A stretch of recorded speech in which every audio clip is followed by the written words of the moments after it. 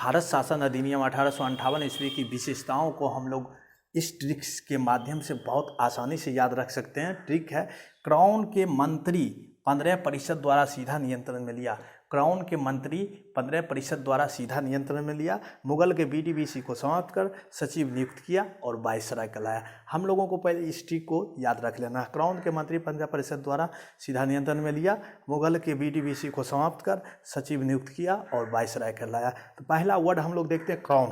Crown crown से हम लोग क्या याद रखते हैं? क्राउन, भारत का शासन कंपनी से लेकर ब्रिटिश क्राउन के हाथों में दे दिया गया। भारत का शासन कंपनी से लेकर ब्रिटिश क्राउन के हाथों में सौंप दिया गया। दूसरा वर्ड हम लोग मंत्री, मंत्री से याद रखेंगे, भारत में मंत्री पद की व्यवस्था की गई। भारत में मंत्री पद की व्यवस्था की गई। तीसरा वर्ड याद रखेंगे 15%। तो 15 सदस्यों की भारत परिषद का सीजन हुआ, जिसमें 8 ब्रिटिश और 7 कंपनी के सदस्य होते थे।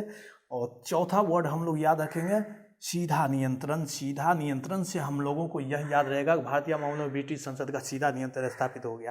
भारतीय मामलों में ब्रिटिश संसद का सीधा नियंत्रण स्थापित हो गया। मुगल के बीडीबीसी को समाप्त कर, तो मुगल सम्राट के पद को समाप्त कर दिया गया। मुगल से हम लोग याद रखेंगे, मुगल सम्राट के पद को समाप्त कर दिया। अब बीडीबीसी मतलब board of directors and board of controls.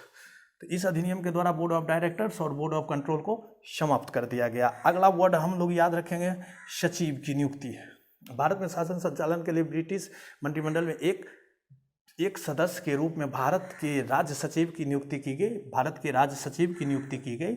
और अंतिम वर्ड वायसराय, भारत के गवर्नर जनरल का नाम बदलकर वायसराय कर दिया गया।